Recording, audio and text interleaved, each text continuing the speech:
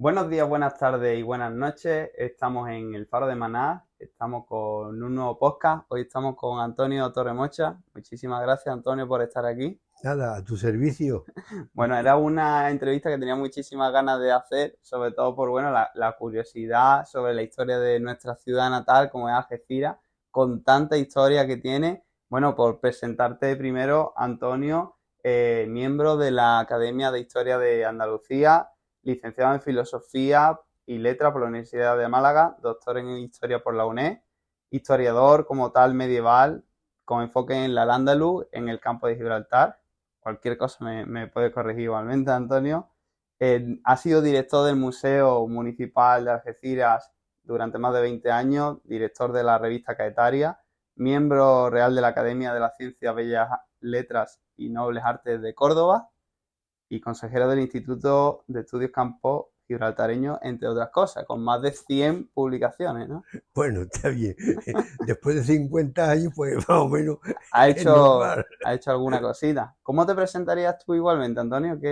¿Cuáles son Bueno, tus inquietudes? yo como un algecireño que desde muy joven se preocupó y se dejó ganar por nuestra bahía, por el estrecho, por la muralla, por los castillos, y quise, desde muy joven quise saber cómo era esa historia nuestra, Claro. y por fortuna después de tanto de 50 años, como te digo, pues tengo una bibliografía abundantísima sobre esta ciudad, que es conocida, está en internet, está en todas partes, ¿no? Entonces, puedo decir que he logrado el objetivo que cuando tenía 18 años, 17 años, y estaba estudiando bachillerato, pues me propuse, que era conocer y publicar cosas de mi ciudad y de mi región, claro.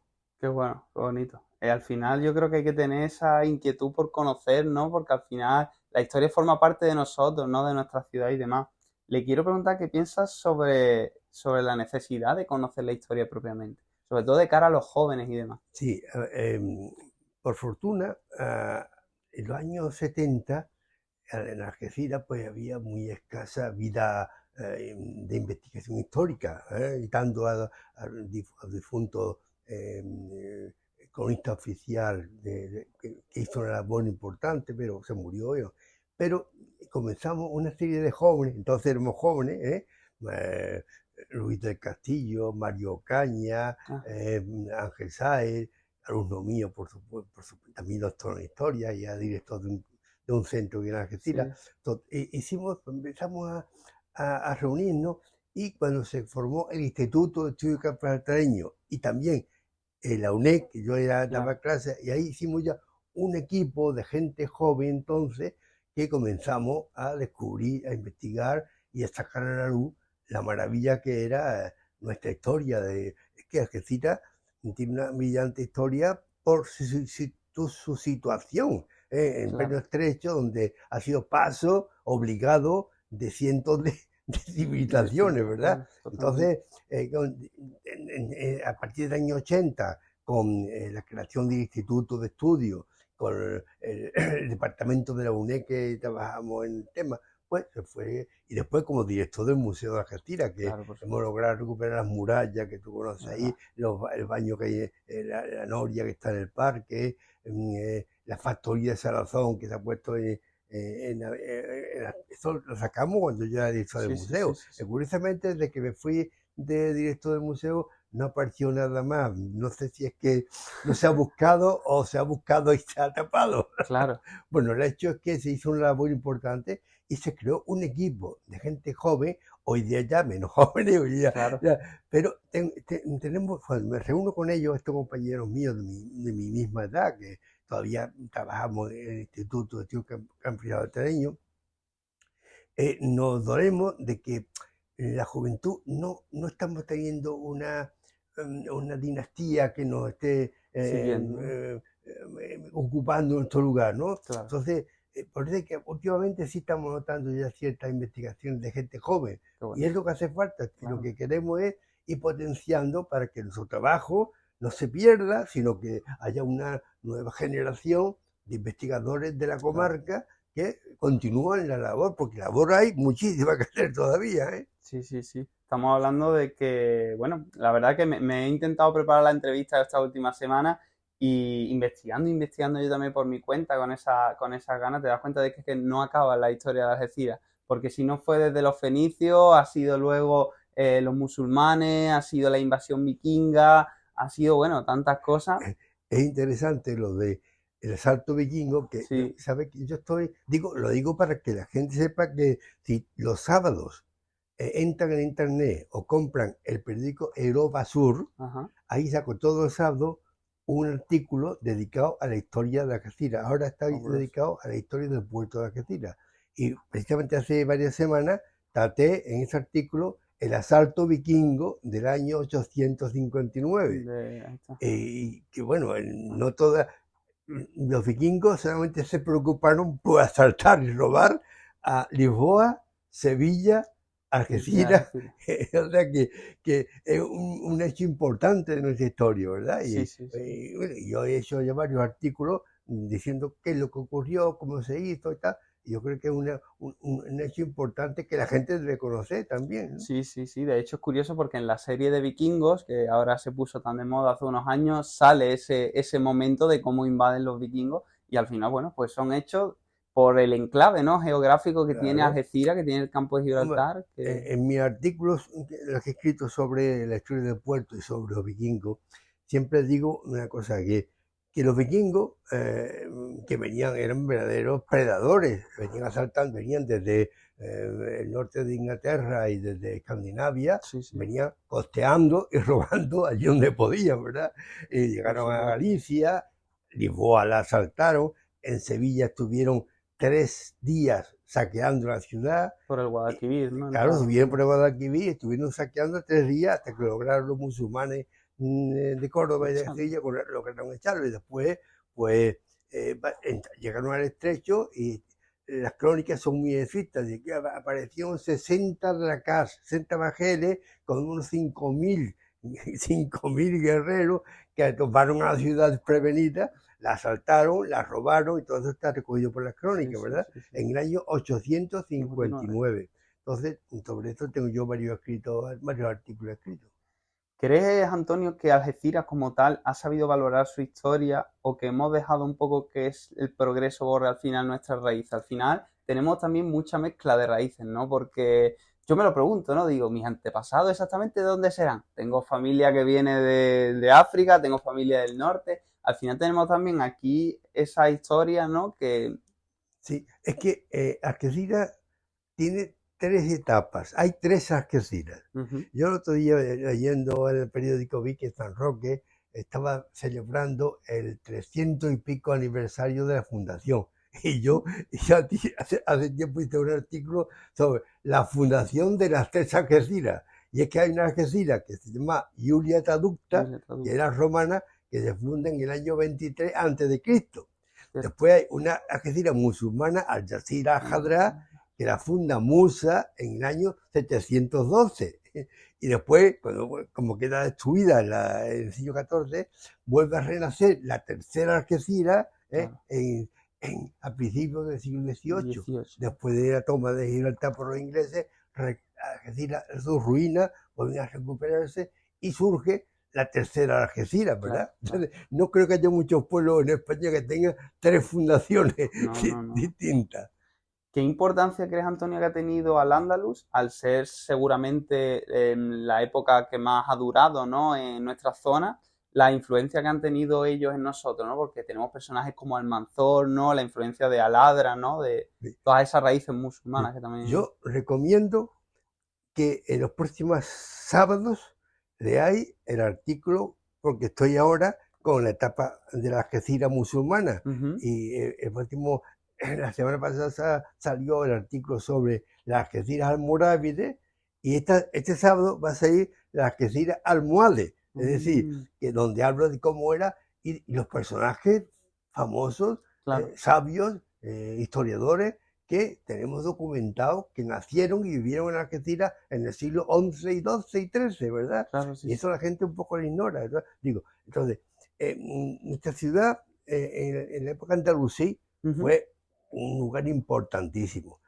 sobre todo, ya lo he dicho antes, por su posición geográfica. Sí, sí, sí. Era la puerta de conexión con el norte de África, donde llegaron desde los hombres prehistóricos, pues después en la Edad Media, pues llegaron los almorávides, los almohades, los meyeníes, ¿Verdad? Cierto. y al contrario, por aquí, eso Marruecos lo quiere ignorar, pero no es que Al-Ándalus sea para Marruecos, sino que Marruecos dependió y perteneció Realmente, al Ándalus. claro. Llegó a ser más importante en su momento, ¿no? Entonces, Algeciras era el puerto en el que Abderramán III y Almanzor utilizaba como base de la escuadra para pasar sus ejércitos al Magreb y conquistar todo lo que en Marruecos perteneció al califato de Córdoba, en el siglo X.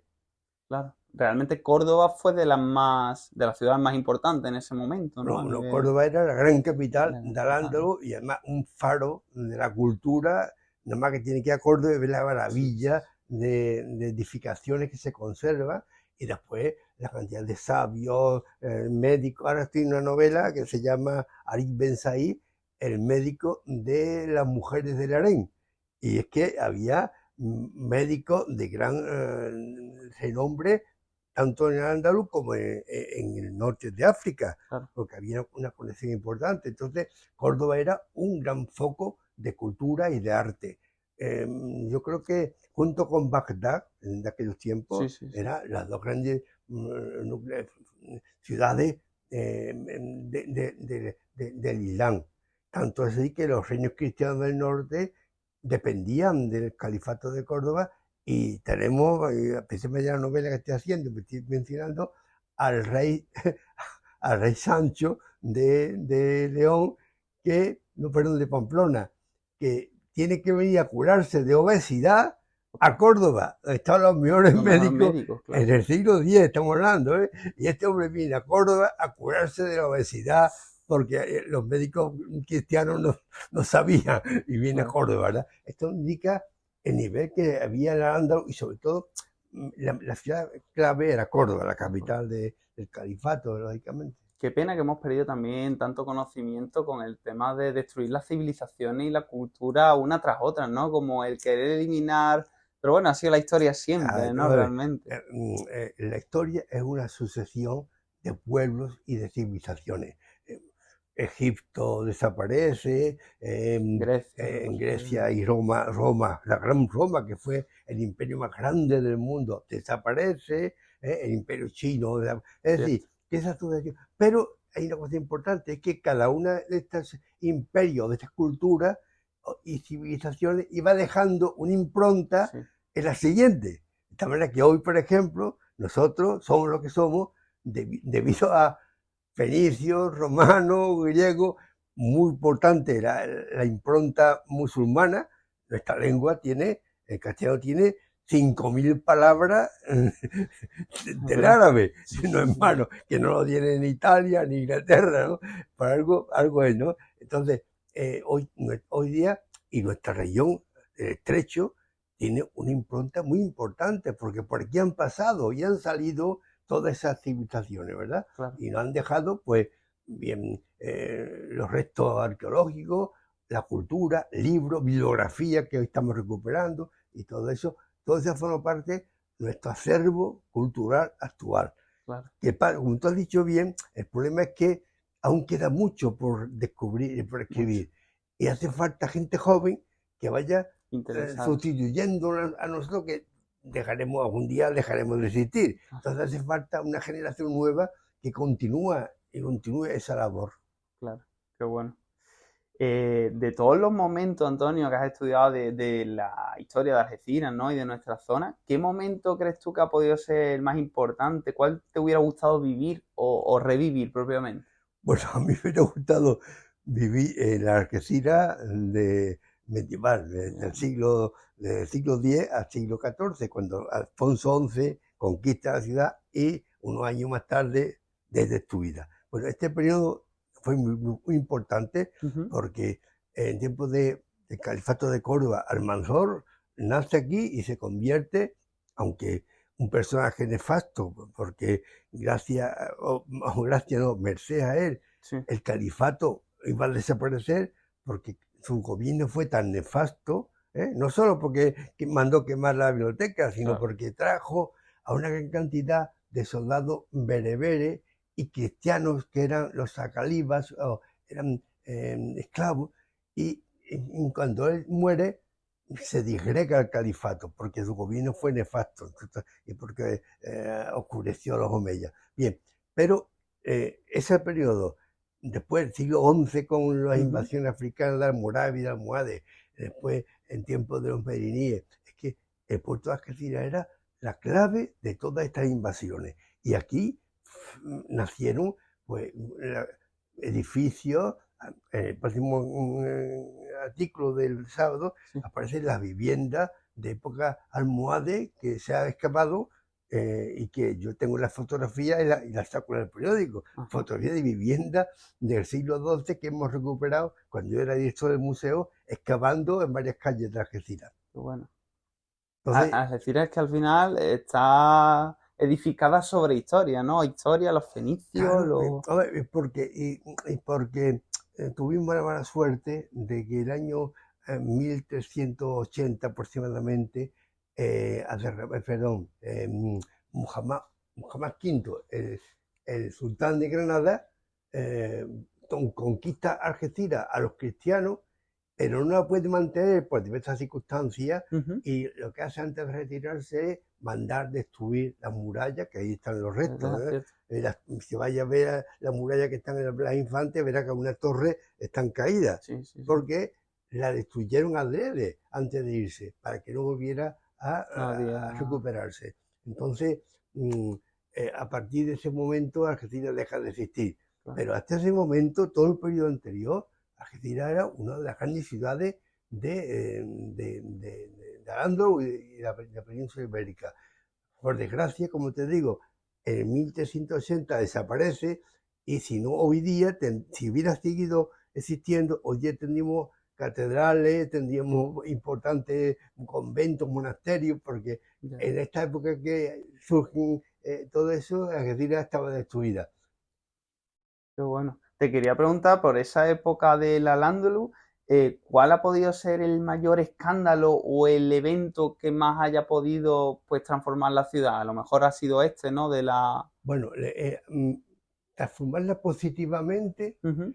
la llegada de los almorávides y los almohades. Si lees el artículo del sábado, verás que cuando la ciudad se expande, tiene mayor nivel cultural, sabios que venían, gente que venía a estudiar Algeciras en el siglo XII y XIII, de Jerez, de Córdoba, de Valencia. Está documentado eso por las grandes arabistas amigas mías y del museo, Manuela Marín y Maribel Fierro, que estudiaron los sabios algecireños y los publicaron. Y yo Ostras. lo estoy sacando en mi artículo. Pues bien, en época, sobre todo siglo XI, XII y XIII, Algeciras fue una ciudad importantísima, un gran puerto, base de toda la escuadra de la época, una economía bollante, y como ya verá el próximo día en las fotografías que coloco en el artículo, pues un urbanismo realmente apabullante, ¿verdad? Y pues, eso llevaría también, es lo que lleva a atraer a muchos sabios a vivir a la ciudad, cuyos nombres los conocemos y están publicados. Qué bueno. La verdad que es que hay historia por todas partes, ¿no, Antonio? Yo, de hecho, quería meterlo así como un inciso. Escuché de usted a raíz de mi tío Víctor, que es guardia forestal de aquí de la zona, de Castellar también, que en Sí, Castellar tenemos una obra de arte oculta también medio ahí, que no vea, y hablábamos nosotros de los senderos que teníamos también en toda la comarca, ¿no? A nosotros nos gusta mucho la montaña, bueno, las rutas que tenemos por ahí, por las Corzas, ¿no? Y por el Parque de los Alcornocales.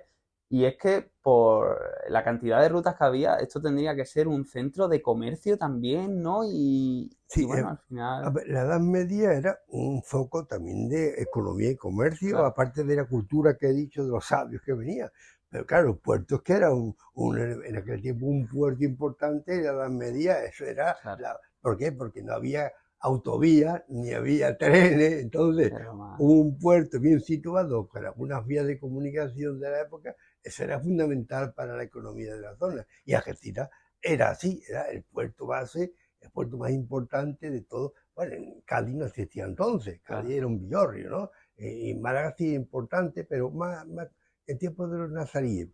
Pero en el siglo XII y XIII Algeciras era el gran puerto, la gran ciudad de la zona del Estrecho.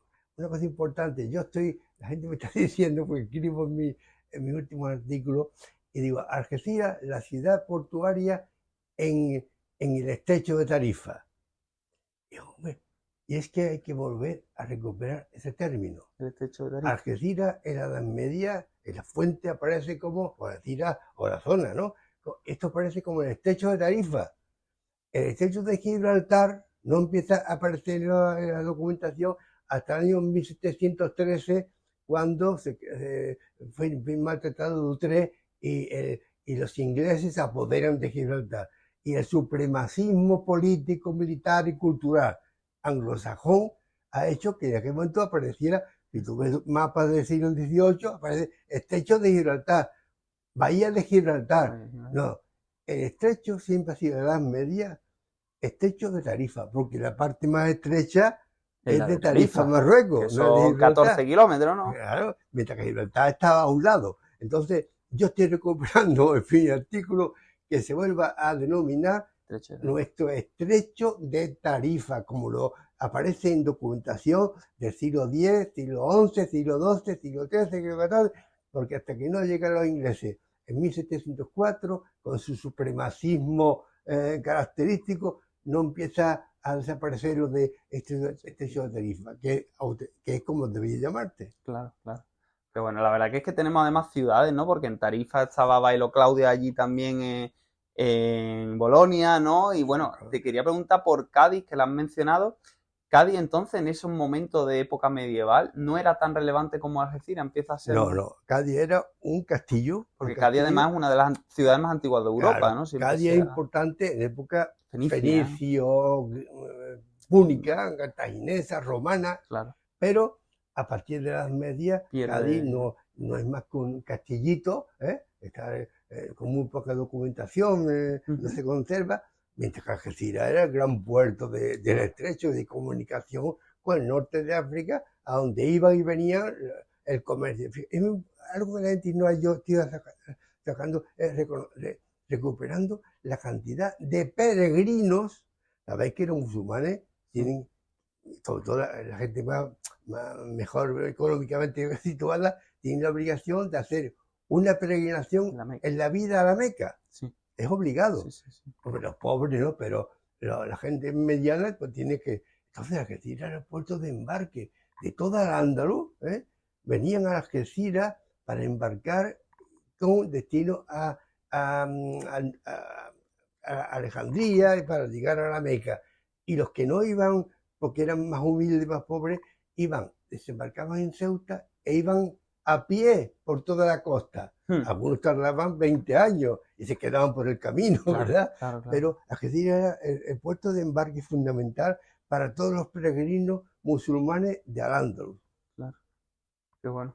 Te quería preguntar por un héroe, digamos. Te quería preguntar por el propio Almanzor. ¿Hasta qué punto fue un héroe o un destructor? Siempre se dice que la historia la cuentan los vencedores, ¿no? El bando vencedor. Te quería preguntar un poco. Bien, yo tengo escrito junto con mi amigo Virgilio Martínez Enamorado, que es arabista, el arabista y yo hicimos un librito que era La vida de Almanzor. Está publicado, ¿verdad? Donde lo poníamos un poco pues, como gran personaje, pero después he seguido investigando y hoy día, de hecho, que mi novela sobre el bibliotecario de Medina Zahara, he llegado a la conclusión de que quien quema la biblioteca de Córdoba es Almanzor, nuestro Almanzor, porque estaba imbuido. Almanzor llega a Córdoba en tiempos del califa Hakam II. Parece que tuvo ciertas veleidades con la esposa, con Sub, la esposa de Al-Hakam. Y esta le apoyó para que fuera subiendo porque es un don nadie. Los Omeyyad eran una familia muy importante, noble. No tenía ninguna herencia anterior importante. El padre había venido con Tariq y Musa, o el abuelo había venido y habían dado aquí en la zona de San Roque y tal, le habían dado en aquel tiempo, no se llamaba de otra manera, ¿verdad?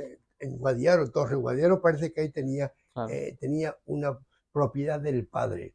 Entonces este hombre, que era muy inteligente, eso seguro, de joven marcha a Córdoba, a casa de unos tíos suyos, y allí empieza a estudiar, a prepararse, a estudiar Derecho, a estudiar Historia y tal, y va ascendiendo, y parece ser que su relación con su la esposa del califa Ajú. fue lo que hizo que subiera como la espuma y llegara a ser chambelán.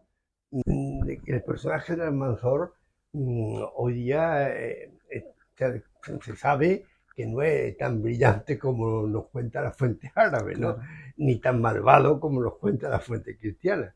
Es un personaje que llegó a ser muy inteligente, y llegó a ostentar el cargo de chambelán en tiempo de Hakan II, y cuando murió Hakan II y heredó el califato su hijo Hisán II con 14 años, este hombre aprovecha la ocasión para absorberlo y quitarle el poder de los omeyas y ocupar ese poder él como chambelán. Ostras. Entonces, a partir de entonces, cuando se deja influir por esos ulemas que eran los más violentos y que querían imponer toda la sharia, y entonces, como la biblioteca de Córdoba tenía cerca de 200.000 volúmenes, y la mitad eran de libros de sabios, de filósofos, de literatura, de historia, y los ulemas decían que eso era herético, y eso había que eliminarlo. Y Almanzor Pues, va a quemar la biblioteca. Pero, como digo, eso por una parte. Por otra, creó la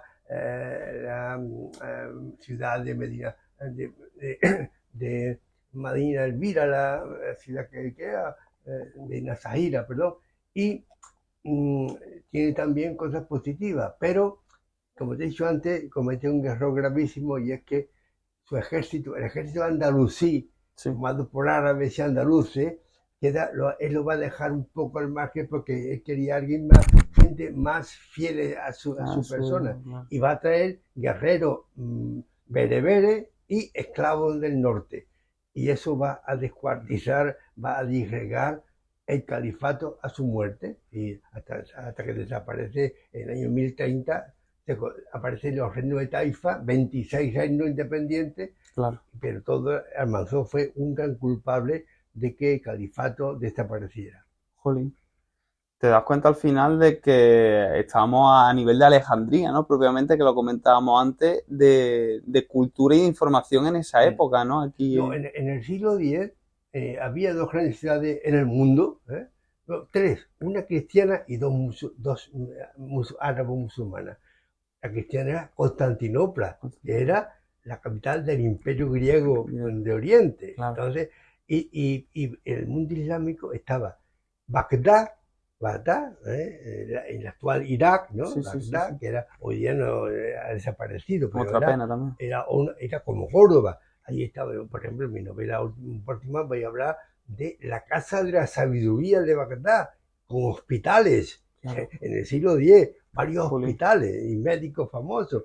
Eso en el Oriente. Y en Occidente, en Andaluz, Córdoba. Córdoba era la réplica de Bagdad. Esas dos grandes ciudades son las que pilotaba o se movía todo el arte, la cultura, los grandes sabios, las relaciones económicas en el mundo musulmán del siglo X. Después ya, a partir del 11, ya vienen los almorávides, pero estamos hablando de la época del califato, que fue el momento más culminante. Claro. Y si te parece, voy a hablar un poco de lo que hoy está muy en boga, que es las tres culturas. Las tres culturas. Eso es un engaño, no existe tres culturas. Si existe tres culturas, en algún momento, es en el siglo X. Vale. Durante el califato de Córdoba, Al-Ándalus era un emporio, como he dicho antes, cultural. Y aquí, musulmanes, hispanos convertidos al Islam, y judíos vivían más o menos en armonía. Y además había grandes sabios de las tres ramas. Resemundo, gran obispo de Córdoba, era un personaje de asesor de Germán III. Claro. Y los judíos tienen todavía en Córdoba un barrio suyo, ¿verdad? Sí, sí, Porque ¿verdad? era también Averroes, Maimónides, decir pero después, con la llegada de los almohades en el siglo XII, ya se viene abajo el concepto de unidad o de unión de las tres culturas. Si existió las tres culturas sería solamente en el siglo X, durante el califato de Córdoba, donde judíos, hispanos, cristianos y árabes, musulmanes, pues tenían una vida más o menos de buena conexión. De hecho pero claro, siempre bajo el control del califa y del árabe, Claro. porque estos cristianos como Resemundo de Córdoba o como Averroes, algunos de estos judíos, escribían en árabe. Jolín. Tenemos es decir, que había una preponderancia del árabe, Claro, claro. aunque podían tener una vida, pero lógicamente cuando llegan los almohades en el siglo XII se acabó esa convivencia. ¿Y cómo se explica? Por lo intransigente que eran los almohades a nivel religioso, que no permitía la existencia de esa convivencia. Más radicales, ¿no? Era muy radical. ¿Y cómo se demuestra? Si te vas a viajar a Zamora, a León, a Toro, encuentras el arte mozárabe. Cierto. ¿Quiénes hacen el arte mozárabe en el siglo XII? Todos los cristianos mozárabes que vivían en Córdoba y que los almohades consiguen que se expulsen, se van. Y todos estos mozárabes que vivían en Córdoba, en Al-Ándalus, se van al norte cristiano. Y así se ha creado el arte mozárabe de Toro, de Zamora, de León, con estos mozárabes que tuvieron que huir.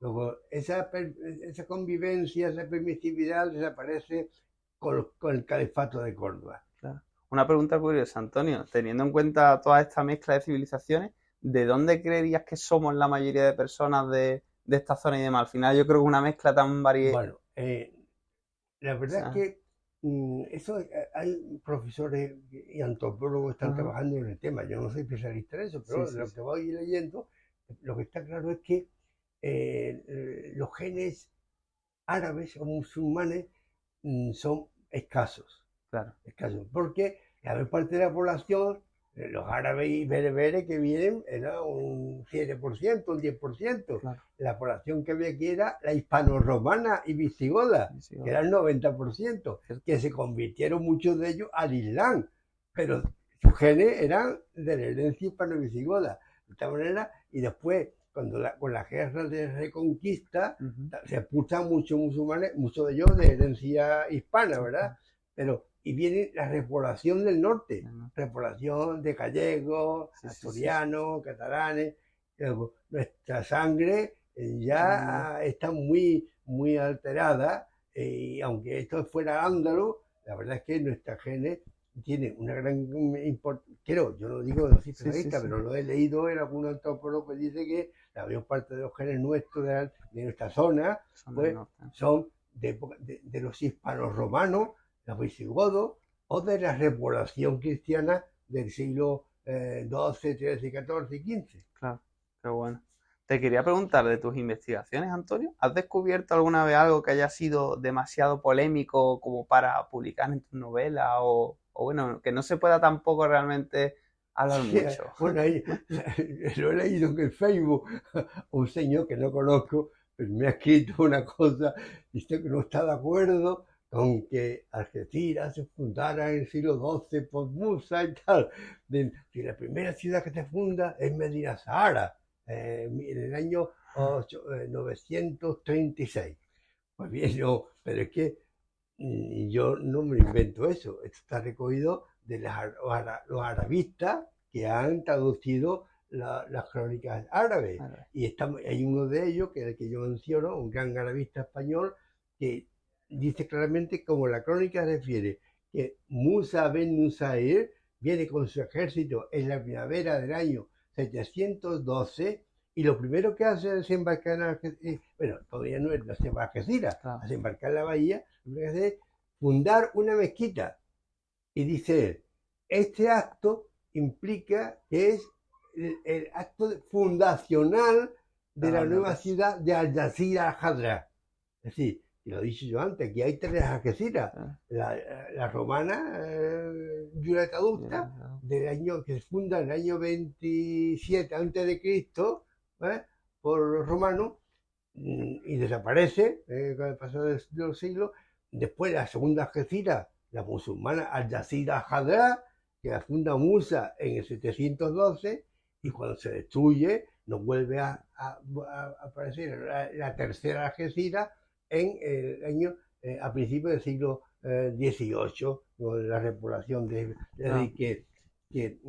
por tanto, aunque es polémica, estamos claros, yo no me he inventado esto, está recogido. Es más, tengo un artículo y una conferencia que di en el ayuntamiento que se llamaba La Fundación de las Tres Algeciras, y yo en cada una de ellas me baso en la documentación. Por ejemplo, hay Salvador Bravo, que es un compañero mío, especialista en época, doctor en la antigua y especialista en época romana. De él he sacado yo parte de los datos de que Giulietta Adusta se había fundado en el 27 o 27 antes de Cristo, y que comenzó a batir monedas que se conservan. En el museo tenemos algunas monedas que pone Giulietta Adusta, ¿no? Es decir, que en época musulmana lo mismo, yo no me lo invento, sino que yo me voy a los arabistas, que son los que han estudiado las crónicas, porque ellos han traducido las crónicas. Y el que dice que año 712 se crea la primera mezquita y por tanto la fundación de la primera ciudad musulmana en la península ibérica, Al Jazeera Al-Hadra. Vale. Qué bueno, qué bueno. Vale, te quería preguntar por un tema más reciente y un poco curioso, ¿no? Ha salido, yo creo que además en Cuarto Milenio alguna vez, por el tema de los avistamientos de ovnis que ha pasado aquí en nuestro entorno. No sé si está algo puesto, pero bueno, se habla de Castellar, se habla del cobre, y te quería preguntar por estos acontecimientos. Bueno, yo soy seguidor de Cuarto Milenio, porque creo que Iker Jiménez es un gran periodista, y tal cosa muy importante. De hecho, mi novela, Antonio Meulener, el Oppenheimer español, yo conocí ese personaje en un programa de Cuarto Milenio, que lo sacó él, el personaje, y yo después he investigado y he hecho una novela histórica. Así que Cuarto Milenio tiene cosas importantes. Ahora, el tema, yo te voy a decir algo importantísimo. Ahora, cualquier persona racional y estudiosa y demás tiene que estar convencido de que existen otras vidas en otro espacio, en otro lugar del espacio. Eso está claro. No tiene lógica que hoy día que se sabe que el universo está formado por millones de galaxias, y cada galaxia con millones de estrellas como el Sol. Y por tanto tiene que haber miles de millones de planetas como la Tierra. Que ninguno de estos planetas haya surgido de la vida, nada más que nuestra, que es una pequeña mota de polvo, ¿no? Claro. Pues, yo creo que a la que no hay evidencia todavía, bueno, la hay, algún día puede que la haya, ¿ves? Pero está claro que cualquier persona racional tiene que pensar que no es normal que ese inmenso espacio con millones y millones de estrellas y de planetas, solamente la pequeña Tierra tenga la vida. Claro. No, sí, dando por hecho que sí, es curioso que en Algeciras y en el entorno haya habido esos avistamientos como tal, esa anécdota del soldado creo que era, ¿no? Que leí, y la del cobre. Es que en esta zona ha habido avistamientos. Lo que pasa es que como ha habido muchas otras, en Estados Unidos, en este programa de ¿cómo se llama? Bueno, en la televisión hay un programa de Vodafone que habla de todas esas cosas del espacio, ¿verdad? Y ahí te decía, bueno, que había avistamientos o tomar gente de la Tierra por nuestra... Bien, pero claro, esto no está demostrado. No hay todavía una demostración evidente. Y no, están los platillos volantes en Roswell, en Estados Unidos, que lo tienen oculto los americanos. Bueno, pues el día que un presidente americano coja el platillo, lo saque y haga una foto y dice, señores, aquí está, se acabó, ya está la evidencia. Mientras tanto, no hay evidencia. Habrá, totalmente. De leyendas de Algeciras, ¿qué nos puedes contar, Antonio? ¿Estás escuchado alguna vez la del secano, ¿no? La que hay en Correo, ¿no? De temas así. Bueno, yo no, en leyenda no, no, mm, yo soy historiador y me voy a los temas evidentes, reales, ¿no? Claro, claro, claro. Por ejemplo, una leyenda que es real es el asalto de los vikingos. Eso es, Bueno, no es muy leyenda, real. es una realidad. Pero hay leyendas sobre Un montón. un santo en el cementerio. Es cierto. La Eso de la garganta del capitán, ¿no? Por es decir, que supuesto, hay ¿no? enterrados. Bueno, pero todo eso, el historiador no tiene por qué meterse. No, no, Y claro, claro. tampoco decir que no. Pero, lógicamente, yo, desde el punto de vista de mi razonamiento histórico, yo entro con otros temas que son evidentes. Claro. Te quería preguntar por el tema también de la bahía de Algeciras, ¿no? Que es muy curiosa, llena de sitios ocultos. Te vas, por ejemplo, a la zona del Faro y te encuentras, bueno, pues desde búnkeres hasta castillos, ¿no? Y demás, por tema de barcos hundidos, galeones o tesoros que se puedan saber que hayan podido haber por la zona. Bueno, cuando yo era director del museo, conseguí que a un arqueólogo Sí, sí, sí. submarinista, pues localizaran varios pecios, uno en Getare, Ujú. con losa italiana del siglo XVI, Qué bonito. otro que está en el museo, en el que aparecieron balas de cañón de piedra, y se recuperaron también, así que hay muchísimos, están documentados. Lo que pasa es que los arqueólogos de Cádiz que han trabajado en esto lo tienen un poco en secreto, no Claro. pueden ir sacando, pero hay varias especies importantes en la bahía, lo que es normal. Si nuestro Sí, sí. estrecho, desde los últimos 2000 años, es un foco de comunicación marítima, de guerra, desde Julio César en Cartella, del medievo por el dominio del estrecho entre castellanos y magrebíes. Es decir, hay miles de barcos hundidos en el área de la bahía y del estrecho. Pero bueno, la Es arqueología normal. submarina está para eso, por ahí descubrir. Yo sé que en Cádiz, el sector este de arqueología submarina Ajá. de Cádiz está trabajando y tiene hecho la planimetría, tanto en Cádiz, en la zona de Cádiz, donde están los galeones del siglo XVII, Cierto. XVIII, hasta de la zona de Estrecho de Gibraltar, donde hay, pues, desde los romanos hasta los musulmanes, Sí, sí, y sí. están catalogados.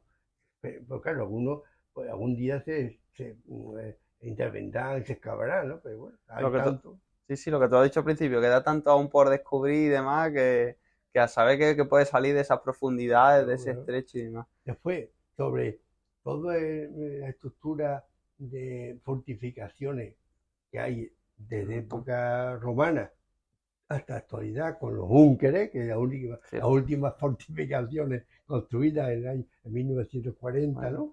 Pues todavía hay mucho que escribir, mucho que investigar. Pues yo tengo documentado fortificaciones de Castellar, tengo un libro de Castellar sí, sí, sí. sobre el castillo, en Tarifa, sobre las murallas.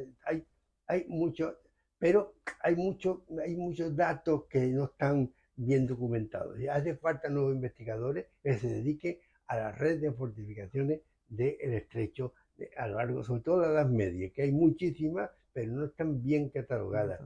La labor que está haciendo mi amigo y mi alumno Ajá. Ángel Saez, doctor en historia por la UNED, yo le dirigí la tesis doctoral, y se está especializando en fortificaciones tanto medievales como modernas, tienen un trabajo sobre los búnkeres y tal, es decir, Qué bueno. por ahí es donde hay que ir, con nueva gente que se dedique, nuevos especialistas que se dediquen a recuperar todo lo que hemos escrito sobre fortificaciones, y algunas de las cosas que hemos escrito habrá que moderarlas, Claro, claro. como es normal, ¿verdad? Qué bueno. Vale, te quería preguntar por un tema que mi madre también le era de mucho interés, que yo se lo he comentado, a mi abuelo le gustaba mucho, el tema de la Atlántida, que se puede saber, porque hay mucha también leyendas sobre las columnas de Hércules, sobre la Cádiz, ¿no? Doñana. ¿Qué puedes contarnos y demás sobre algún tipo de evidencia de alguna ciudad o civilización más antigua, incluso que los fenicios, que haya podido? Bueno, yo lo que leo en la prensa y a través de Facebook Claro, claro. me llegan muchas publicaciones de arqueólogos de la zona de Cádiz y a uno extranjero que está investigando. Bueno, hay teorías Teoría, ¿no? sobre que la Atlántida estaba en la zona de Gibraltar, en la zona de Portugal. Bueno, eso no es más. Otra que se encontraba en Grecia, en la isla Cíclada. Ujú. Bueno, son teorías, todas ellas, que no están confirmadas. Lo único confirmado actualmente es Tartesos, Eso. Tartesos, que algunos investigadores de hace 100 años lo confundían con la Con Atlántida. Atlántida. Pues Tartesos hoy hay una serie de arqueólogos muy interesantes, muy importantes, que están trabajando y, por ejemplo, en el Turruñuelo en Extremadura han sacado una verdadera basílica del siglo VI antes de Cristo, siglo Jolín. V, con cerámica. Es decir, que Tarteso está dando la cara, por fin, Qué gracias bueno. al trabajo. Y que era una civilización que ocupaba desde lo que es Huelva, Cádiz, llegaba hasta el Guadiana, donde Tuluñero está en Sí, sí, Extremadura. sí. Es decir, que está investigando, pero todavía hace falta mucho trabajo.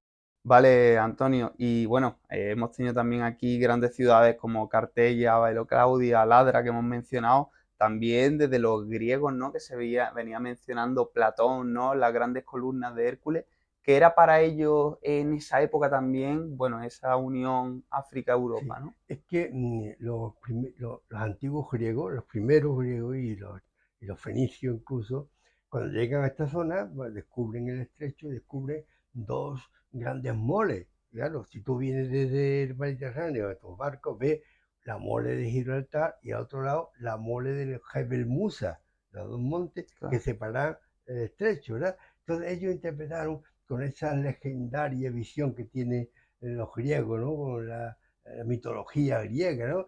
De que es que Hércules fue, que ellos piensan, y además en eso sí aciertan, que antes estuvo unida Europa con África. Eso se Cierto. ha demostrado que es Sí, cierto, sí, ¿verdad? sí. Pero ellos dicen que, decían la mitología griega, que el héroe mitológico Hércules, con su masa, rompe y abre el estrecho.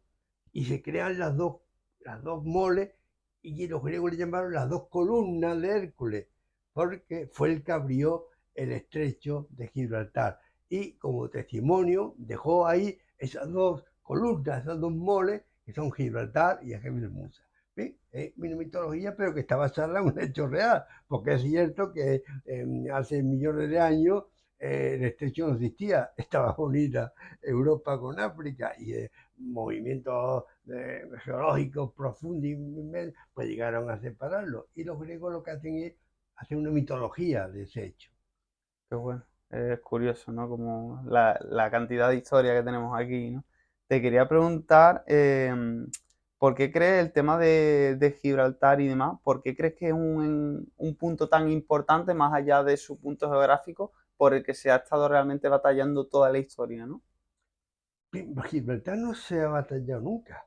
Es decir, Gibraltar a la Edad Media perteneció al Islam andalusí, primero a los almohades, que son los que fundan la ciudad. Gibraltar no existía ciudad ninguna hasta el año 1160. Existía una torre que está documentada en tiempo del Taifa de Mm. Algeciras. Había una torre de vigilancia en Gibraltar, nada más. Hasta que los almohades, en el año 1160, dice la crónica árabe, muy acertada, porque la escribe el secretario del califa Almohade, por tanto hay que hacerle caso, ¿verdad? Dice la crónica que Abdelmumin, el califa Almohade, en el año 1160 manda construir la ciudad Medina al-Fat, o ciudad de la victoria, en el monte de Gibraltar. De manera que la primera mole urbana que está arriba del todo, eso Ujú. lo hicieron los almohades. Después la ampliaron los meriníes, los nazaríes, los ingleses, ¿verdad? Pero Bueno, ahí fue el origen de Gibraltar. Antes de 1160 no había ciudad ahí, ¿eh? Y después no hubo, no sé, era una ciudad y era un lugar que no fue muy disputado hasta que en el año 1462 los castellanos le ponen cerco a Gibraltar y la conquistan. Y ya pasa a ser propiedad de Castilla. vale, Durante vale. el siglo XV, XVI, XVII es propiedad de Castilla. ¿Cuándo comienza la pugna? En el año 1704, cuando la flota anglo-holandesa se acerca a la ciudad de Gibraltar con sus 2000 guerreros, sus 120 barcos, bombardean Gibraltar y se apoderan de Gibraltar y la toman. Y entonces empieza la época moderna en que Gibraltar inglés ya va a tener tres asedios para su conquista, Claro, fracasado, cierto. era hasta la actualidad. Qué bueno, hemos hecho un repaso un poquito de todo, ¿no? Y ahora, Antonio, te quería preguntar un poquito por tus novelas, ¿no? Que tiene, como decíamos al principio, más de 100 publicaciones. Uy, Sí, eh, y nos cuentas un poquito. sí, mira, yo antes te comenté un poco del tema. Sí, Eh, yo hasta el año 1900, perdón, 2008, 2007-2008, es que dejé el museo y me tuve que jubilar por una cuestión de salud, me dio una rechucho, ¿verdad? Entonces, yo dejé ya la actividad de investigación histórica. Esos treinta y tantos libros sobre puertos de Algeciras, sobre fortificación, tal, eso están ahí, algunos de ellos en papel, otros en PDF, pero yo pensé que en ese momento estos libros, como la historia del puerto, me requirieron 4 o 5 años de investigación, 2000 notas a pie de página, 600 imágenes. Entonces pensé, como yo soy doctor en historia medieval sobre todo, y tenía aquí dentro todos los conocimientos de las crónicas, digo, voy a empezar a escribir novela histórica, novela claro, histórica. Mientras que algunos periodistas están haciendo novela histórica, quien debe hacer novela histórica es el historiador, porque claro. es el que sabe de dónde procede y las fuentes y las realidades, ¿verdad? Entonces comencé a hacer, y hice dos primeras novelas, una era, tuvo mucho éxito, pero era La Cruz de Belisario, basada en la batalla del Salado y tal, y fue una novela pero mis primeras novelas me las publicó una editorial portuguesa, Purvis Way, del que tengo muy mal recuerdo. De tal Mm, manera que como esas dos primeras novelas me las hizo esta editorial y no me gustó nada como me trató, la siguiente, que era La Cautiva de la Alhambra, me la publicó ya Almuzara. Almuzara es una editorial cordobesa, seria, muy buena, y además que te hace las mejores portadas de hoy día de muy bonita, España, ¿eh? Muy bonita. son de las mejores portadas. Todas mis novelas, las portadas siempre las llamo y digo, oye, enhorabuena que habéis hecho una portada magnífica. Y es verdad, son Sí, buenísimas. son muy Pues bien, bonitas. yo estoy muy contento con las muchas. Entonces, pues me publiqué desde el año 2022, que empecé a trabajar con Ujú. ellos. Primero, La Cautiva de la Alhambra, después El Bibliotecario de Medina Sara, que fue una novela histórica muy importante, se han vendido 3.500 ejemplares, Jolín, que todo el mundo no no puedo vende decirlo. esta cantidad de novelas.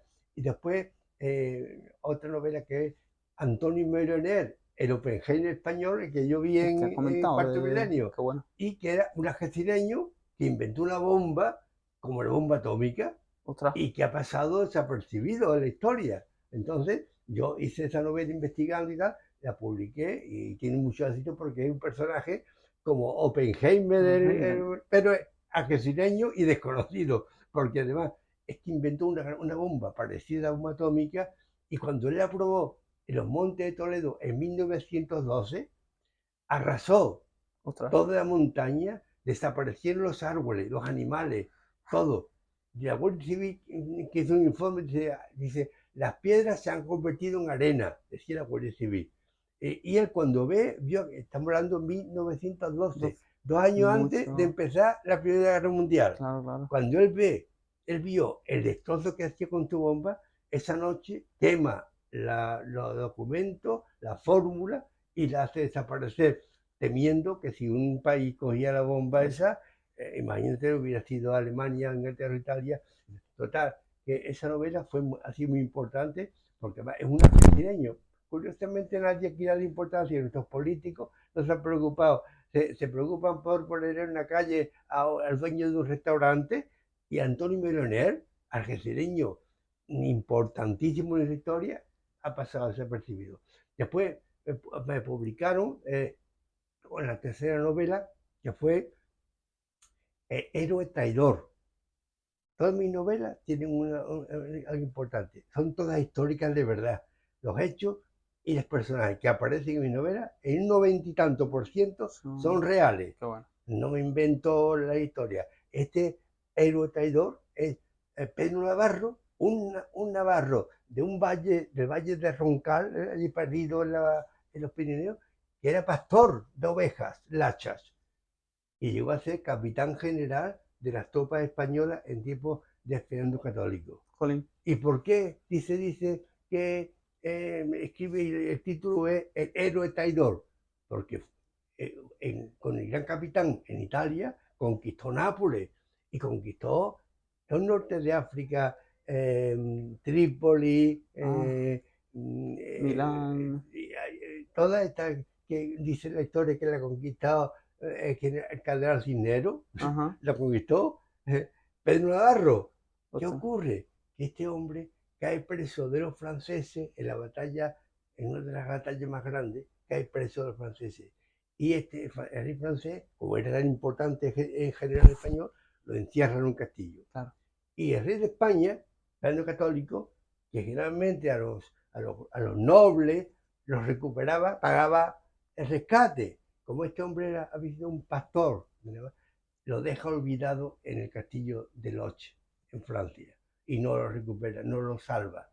Y el rey de Francia, que no era tonto, cuando sabe quién está allí prisionero, le manda un mensajero para decirle que lo quiere liberar, pero para que le sirva a él. Y este hombre, que ya era mayor, tenía 50 y tantos años, en aquel tiempo ya es mayorcito, ¿verdad? Él se da cuenta que si no hace eso, se muere en la cárcel de aquel castillo. Claro. Entonces se pasa a los franceses. Por eso el título es El héroe traidor, ¿verdad? Pero un personaje real, todo lo que yo cuento ahí de la novela son hechos reales, su batalla, sus conversaciones con el rey, todo eso. Bien. Y después, la última es esta que tengo aquí, que es Ali Bey, un español espía del rey Carlos IV en tierra del Islam. También, este es más real que ninguna otra novela. Sí. Esta es 100%, los personajes que aparecen y los hechos son reales, porque quien lo cuenta es él, claro, que escribió primera persona, ¿no? En 3 tomos, escribió su aventura. Y yo, en francés, yo he bajado de internet los 3 tomos en francés y de ahí he sacado la novela como si la dijera él, en primera persona, que es muy interesante. Qué bueno. Entonces, cuenta cómo tiene un señor que lo que tenía, estamos hablando de final del siglo XVIII, principios del XIX. En aquel tiempo eran famosos los expedicionarios viajeros ingleses que habían descubierto pues las fuentes del Nilo, habían ido a América del Norte, descubierto, eran famosos los ingleses, como Vance, por ejemplo, que descubrió las fuentes del Nilo. Y este hombre, que era muy ilustrado, era un catalán, había nacido en Barcelona, y era un hombre muy sabio. Es lo que quiere hacer lo que hacían los ingleses, y recorrer África y Oriente para escribir después su aventura, como habían hecho los ingleses. Pero claro, a eso hacía falta mucho dinero. Entonces él se presenta a Manuel Godoy, el ministro del rey Carlos IV, y le ofrece, le pide la financiación para hacer ese viaje. Pero Manuel Godoy, que no era tonto, dice: sí, te doy, pero a cambio vas a ser espía de España. Va a investigar a los alauitas, al sultán, a ver si España puede volver a recuperar los territorios de Marruecos desde Ceuta de Melilla, ¿verdad? Claro, entonces, claro. Y se viste de musulmán, se hace la fimosis en Londres para parecer auténticamente musulmán, se hace pasar por un príncipe, aprende el árabe clásico y el darilla, que es el dialecto marroquí, se aprende el Corán, se viste de moro, y con el dinero que le da representa como un gran señor, un príncipe musulmán que se llama Ali Bey el Abbasí. Entonces va a Marruecos y ahí tiene una serie de aventuras, se casa, la obligan a Uh, casarse con dos mujeres, y ya ostras. veré, hay unas escenas muy bonitas de cómo pierde a sus mujeres, y después él tiene que salir de Marruecos porque el sultán lo tiene ya localizado que es un espía, Qué bueno. y tiene que abandonar Marruecos, se va a la Meca, que es lo que se va aquí, entra en la Meca, el primer cristiano que entra en la Meca. Nunca ninguno. Dos ingleses que lo habían intentado en el siglo XVIII le cortaron la cabeza, porque un cristiano no podía entrar No en la puede Meca. entrar. Este hombre entra en la Meca, y además no solo en la Meca, entra en la Kaaba, en Sí, sí, sí. el santuario, porque el sultán de la Meca lo llama, porque para ellos era un Mm, personaje. Le dice a Ali Bey, ven que vamos a entrar en la casa de Dios. Y ostras. entra en la casa de Dios. Todo eso lo va contando en su novela. ¿Verdad que esta para mí es una de las mejores novelas que hasta ahora he Qué, publicado? qué bueno. Voy a mirar un momento el móvil para ver cómo va y seguimos. Vale, va perfecto.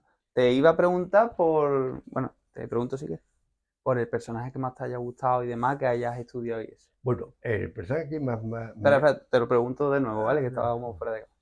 Vale, Antonio, y de todos los personajes que has estudiado de tus novelas y en general, ¿quién ha sido el que más te ha llamado la curiosidad, te ha gustado así? Bueno, hay dos personajes que son verdaderamente sobresalientes. Además los que me han hecho entrevistas en Radio Madrid, en Radio Córdoba, me preguntan lo siguiente, Antonio, pero estos personajes son para si estuvieran en Hollywood, habían hecho películas. Claro. Digo, claro, pero estamos en España, seguro que en América no hubieran hecho películas. ¿Y cuáles son estos personajes? Hay dos, hay tres. Este Ali Bey es Ujú. un personaje además real, pero a mí me llamó la atención Pedro Navarro, ese pastor ovejas que llega a ser capitán general del ejército del rey Fernando Católico. Eso es verdaderamente Un, importante, porque era un un hombre de campo, pero claro, inteligentísimo, claro. ¿verdad? Y al que más me ha dolido es Antonio Melo Ener, Ah, el el que me has OPG en comentado, español, ¿no? porque es un brasileño Claro. que aquí nadie lo conoce, que nuestros políticos no le han dado ninguna importancia. Y era tan importante como Oppenheimer, porque inventa la bomba. Pero lo importante no es que inventa la bomba, sino que era un cristiano humanista.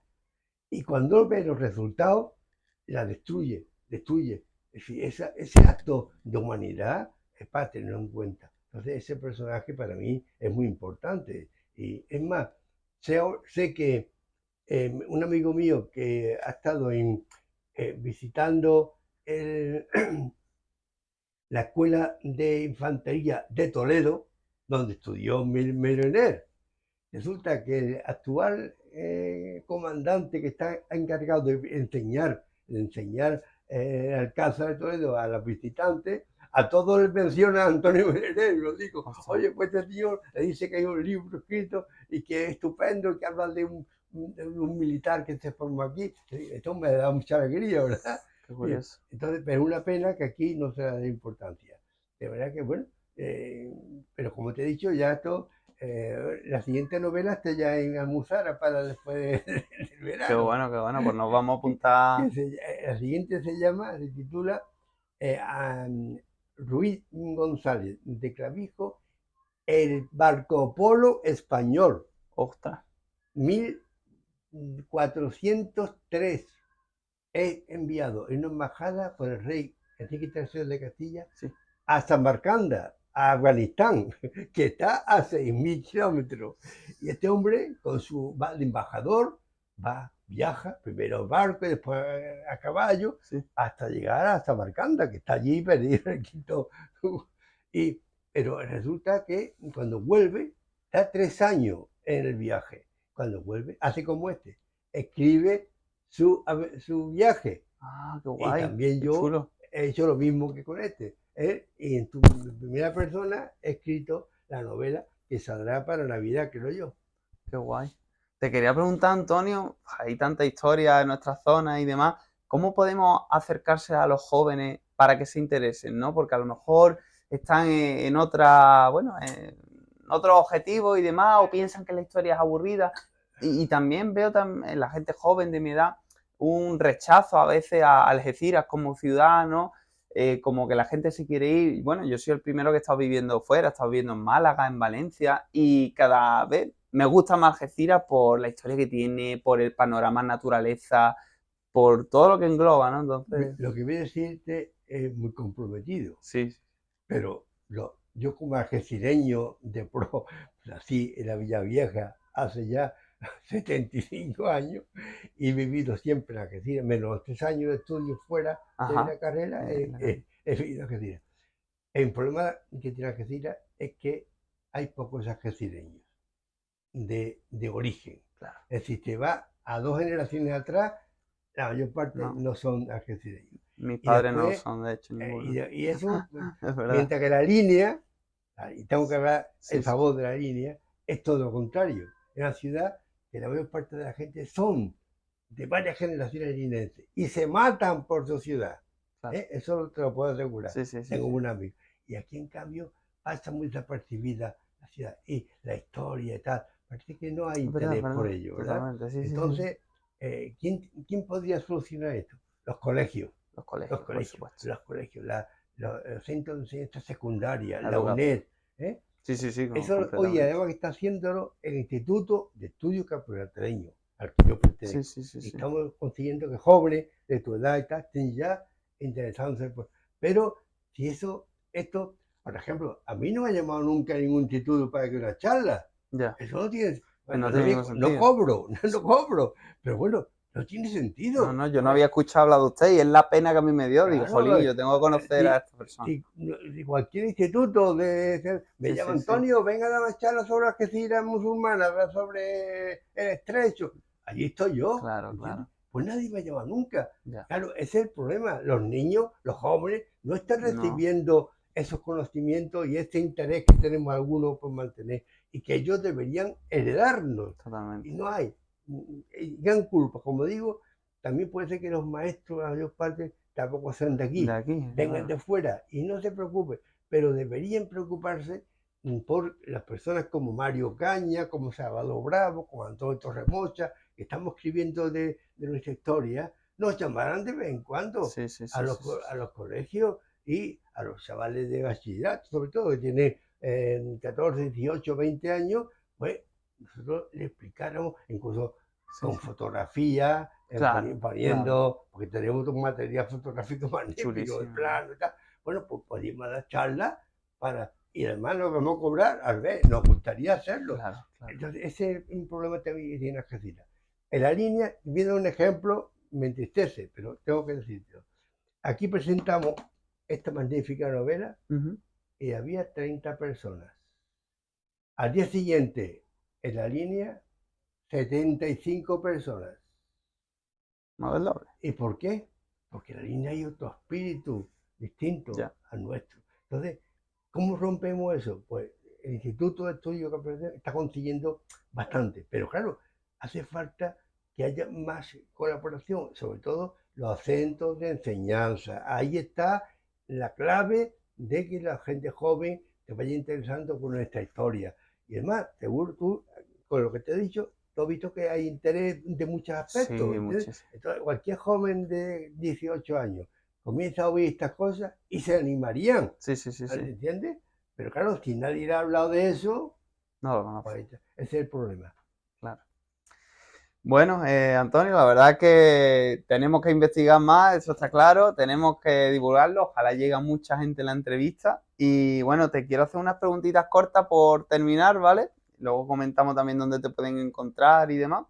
Son preguntas cortitas, ¿vale? Porque tú te puedes enrollar lo que quieras, pero bueno, son del formato de las entrevistas, ¿vale? ¿Un hábito que recomendaría o que a ti te gusta? Como un hábito, Un hábito de algo que tú hagas cada día y digas, para mí esto me aporta o me da paz. yo, Son preguntas genéricas. para mí dice, ¿no? Sí, sí, sí. Sentarme a las 7 de la mañana Ujú. en el ordenador para escribir los artículos que mando los sábados y para escribir las nuevas novelas. Empiezo a las 7 de la mañana. A las 2:30, doy de mano, descanso, almuerzo, hago 20 minutos, no de siesta, sino de ver Ujú. programilla de la tele y tal, y a las 5 estoy otra vez en el Escribiendo. ordenador, Qué bueno. hasta las 8. Y me acuesto ceno, ceno fruta, nada más, Qué bueno, de fruta. Y me acuesto a las 11:30. Duermo con un niño. Y a las 7 en punto estoy otra vez. Ese es mi hábito. qué bueno, Y me encuentro muy bien haciéndolo, ¿no? qué bien. Una virtud humana que destacarías, o un valor, una virtud, un valor. Hombre, Hoy día pues, está, está muy desvaluado, muy desvaluado. ya, La sinceridad, así, el no mentir. total, Porque tú miras la tele, ves los programas y todo el mundo miente. falso. Ahora estamos viendo la cantidad de políticos que han engañado en su currículum.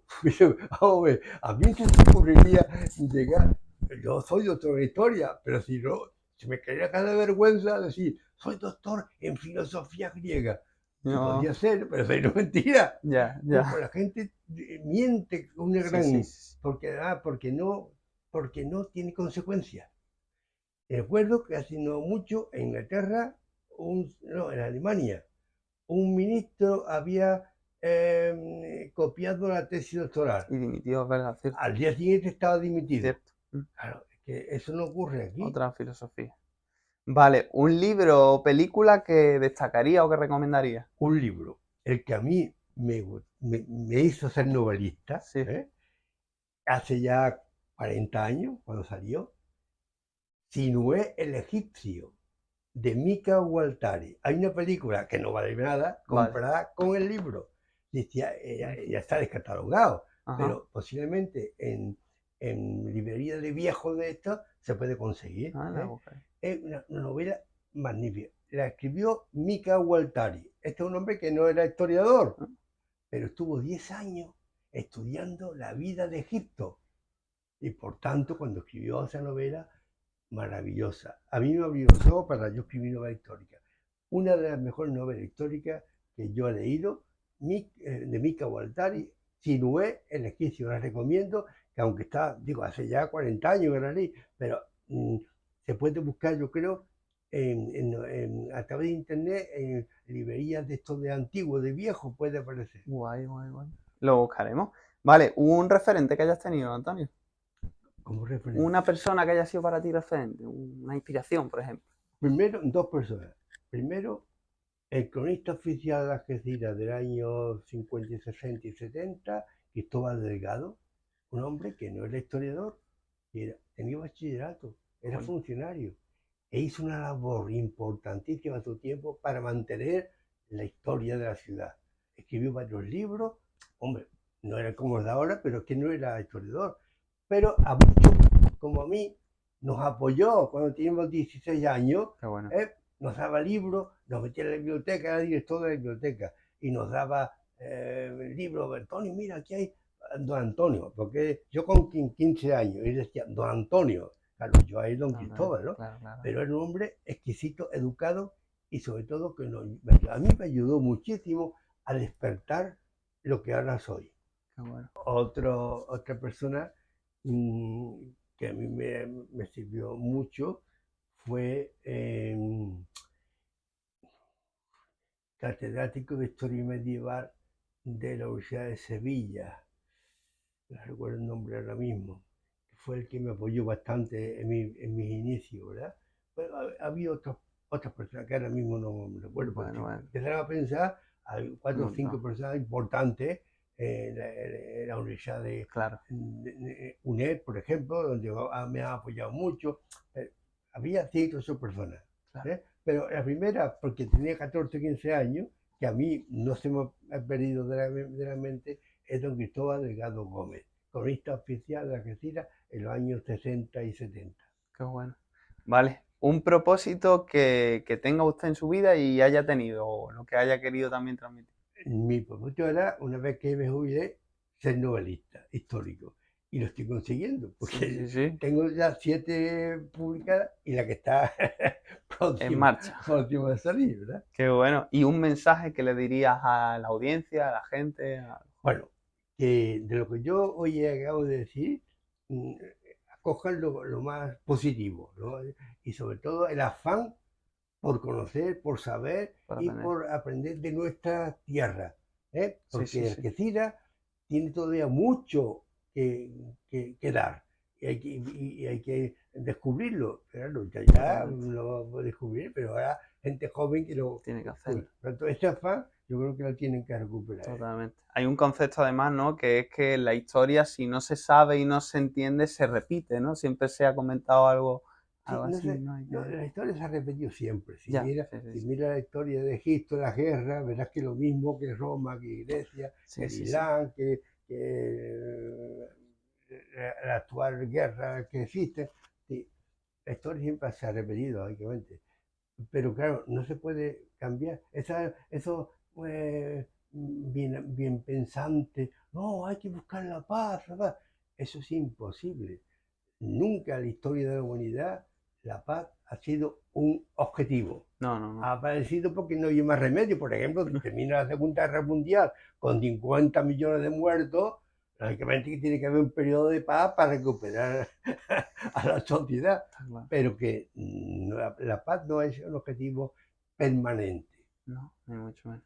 Bueno, Antonio, pues si quieres también comentar dónde podemos encontrar algo más de Sí, tu a información. ver, yo, como te he dicho, tengo bastantes libros, novelas en física, en papel, Sí, sí, sí. pero tengo libros que yo publiqué en su momento en papel y que yo los tengo en PDF. Vale, Entonces, si te parece, te voy a dejar por escrito claro, mi correo electrónico, sí. y tú lo dices y tal, que si alguien tiene interés en recibir esos artículos o libros Ujú. que tengo en PDF, me mande un correo de Antonio, mándame lo que tenga. Y yo se lo mando porque eso es gratuitamente además. ¿Eh? Guay, perfecto. Pues que lo sepa la gente, que ahí está, que puede acceder a esa información que es tan interesante. El resto de los libros también lo tienes en Amazon, ¿no? También, ¿no? Bueno, sí, en Amazon, en la librería. No, mis novelas todas, hombre, los libros de Algeciras ya están, la mayor parte están ya, no están a la venta, ¿no? Guau. Hay algunos que lo pueden encontrar, por Ajá, ejemplo, hay Algeciras, Monumentos y Edificios Históricos, un libro que hice a todo color, ajá. eso sí que a la venta todavía, ¿eh? Librería, pero no muchas librerías, porque son a nivel local. En la librería Bahía de Letra. Valle de Bahía Letras, de ahí, Letra. ahí encontraban todos mis libritos, ¿no? Guay. Pero las novelas están en cualquier librería, Librería. entran en internet, pues están Y todas sale. en el libro técnico, en Amazon, todo. Es decir, y se puede pedir, de hecho, que según me dijo Almuzara, la novela El bibliotecario de Minasara, que como te digo, se han vendido 3.500, la mitad se han vendido en Hispanoamérica a través de Internet. Qué O bueno. sea, que quiere decir que se puede pedir, si tú entras en Internet, ponen todo Torremocha, sus novelas, ¡bum! Ahí Te aparece. salen todas y puedes pedirla, te las mandan al día siguiente, ¿verdad? Perfecto. Y no te olvides de ponerle mi correo, Sí, sí. ahora, te lo doy yo por escrito, Vale, sí, ¿eh? sí, eso lo dejaremos en la Y tú lo descripción. pones porque yo tengo un montón de artículos y de libros, por ejemplo, el libro que me gusta mucho a la gente, Sí, que ya está descatalogado, que es Algeciras 1950-1970, recuerdo de infancia y juventud, ostras, que es toda la historia de de tuya. esta época mía, de cómo es la Algeciras, Qué el guay, puerto, la pesca, qué tal. guay. Entonces, que quiera ese libro ya no está a la venta, pero lo tengo en Tú lo tienes. PDF. De Claro, manera claro, claro. que toda que quiera, bueno, que me mande un Sí, correo y sí, sí. le devuelvo por los artículos que tengo y los libros que tengo, ¿sí? Porque para eso están. Claro. Qué guay. Pues ya está, animar a los jóvenes y a la gente en general a que se informen, a que investiguen, porque tenemos mucha cultura y mucho que seguir aprendiendo. Y nada, Antonio, muchísimas gracias porque ha sido un verdadero placer y yo el Nada, primero. a tu disposición y animar a los profesores que tienen que echar mano de Mario Caña, Salvador Bravo, Antonio Torremocha, para que a esa juventud que está ahora surgiendo con Claro, 17 años se animen por la historia, porque es por muy supuesto. bonita, muy enriquecedora, y además yo creo que hoy día conocer la historia también ayuda para tu carrera, tu Totalmente, futuro, porque no es lo mismo ir de iletrado que ir conociendo filosofía, historia y tal. totalmente. Pues nada, muchísimas gracias, que la fuerza os acompañe y I love you. Hasta luego. Hasta ahora. Bueno, pues si habéis llegado hasta aquí es porque habéis visto la entrevista entera. Lo primero, gracias por estar. Y bueno, no acostumbro a hacerlo, pero creo que voy a empezar a hacerlo y más después de esta entrevista, en general de todas.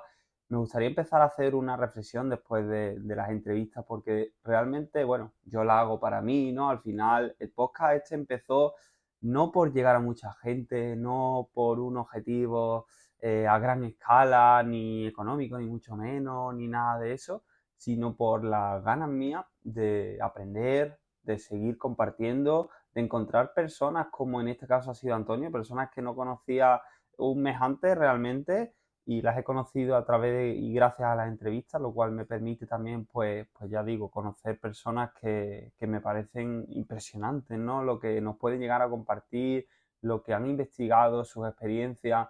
Entonces era un poco ese camino, ¿no? El querer aprender de personas nuevas, ¿no? Creo que también se puede compartir y mensajes que realmente tienen mucho valor, se puede hacer mucho con ello, ¿no? Quería hacer esta reflexión porque realmente lo pienso, ¿no? Tenemos el poder con las redes sociales, con la inteligencia artificial ahora, de acceder a la información de una forma brutal. El propio Antonio me lo comentó, que él en su época de investigación más pura, claro, iba a las bibliotecas, pues las más grandes de aquí de España, ¿no? Del norte, de Madrid, de Córdoba, etcétera, a Francia también a traducir e investigar realmente información, a contrastar, por supuesto, ¿no? Y ahora tenemos la posibilidad, la juventud y en general todo, de acceder a la información de la forma más accesible, más fácil, pero también está el peligro de la desinformación, ¿no? Entonces tenemos que intentar contrastar de las mejores fuentes, con diferentes perspectivas, ¿no? Todo lo que realmente queremos investigar y sobre todo tener cuidado con nuestras creencias, ¿no? Y no tomar a la ligera, pues, creencias e ideas que ya vienen establecidas por personas que quiénes son, de dónde vienen, de qué se han formado, etcétera, ¿no? Con el caso de Antonio, que me ha encantado la entrevista, creo que hay muchas personas que realmente han dedicado su vida a investigación en diferentes ámbitos y creo que deben ser referentes, ¿no? Creo que se debe compartir este tipo de mensajes porque, por ejemplo, aquí en Algeciras, pues personas como Antonio yo no las conocía y me da la pena esa, ¿no? De decir, bueno, tenemos historiadores aquí en nuestra zona, en el campo de Gibraltar, pero en general esto es un mensaje que se extrapola a cualquier ámbito y realmente hay que aprender de ella porque han investigado, porque saben mucho, porque es conocimiento que luego si no se traslada y no se traspasa, se pierde en las generaciones y se pierde de muchas formas, ¿no? Aquí tenemos a una persona que, como digo, pues por sus pasiones y por todo lo que ha hecho en su vida, ¿no? Ha hecho una investigación, una labor que a través de sus libros, de sus obras, que estoy deseando ponerme a leerlas, realmente ha hecho lo que viene siendo unas novelas históricas, ¿no? Y todos sus artículos, ¿no? Entonces quiero aquí mandar un mensaje también de que se divulgue todo lo que se pueda, se comparta, no por mí, no por este podcast, sino por las personas que realmente merecen la pena, aquí, en otros podcasts o en otros sitios, ¿no? Al final lo que compartimos es lo que van a ver otras personas, ¿no? Y tenemos ese poder con las redes sociales de compartir cosas que realmente aporten a la sociedad, ¿no? Que es a lo que creo que hemos venido en parte. Quiero que sirva también a un mensaje en el ámbito de la educación, porque al final los colegios, los políticos, tienen el poder de, bueno, pues de hacer llegar a los jóvenes, a los niños, realmente mensajes e información que les puede aportar, ¿no? En este caso, pues de la historia de nuestra tierra, de Algeciras, de nuestras raíces, porque quien aprende de la historia realmente tiene esas fuentes, ¿no? Y las puede usar pues para mejor, ¿no? Para seguir creciendo, para crear, porque si las olvidamos posiblemente tengamos muchas que repetirlas.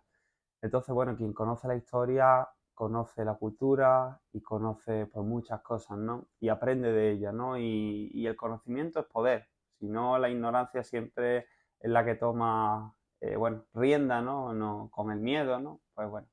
Entonces, bueno, simplemente mandar ese mensaje a los políticos, a los educadores, a los que sois profesores, que yo creo que hay alguno que otro por aquí, que siempre que podáis compartir pues información de este tipo, ¿no? Llevar a los colegios, a los niños, pues personas, como es el caso de Antonio y demás, y que bueno, que aprendan de ello, ¿no? De la forma más práctica, ¿no? Que creo que al final es la mejor forma, ¿no? Porque bueno, está el sistema educativo en muchos sentidos, pues a lo mejor no es la mejor forma a veces de que la información se traslade de generación a generación, que realmente las pasiones y la información se entiendan, ¿no? Al final uno sale del colegio y no tiene ni idea de nada, ¿no? Es obvio, pero bueno, siempre que podamos saber un poquito más, pues mejor, ¿no? Está claro, que al final muchas veces para elegir una profesión, para aprender de gustos que tenemos, realmente tenemos que explorar, ¿no?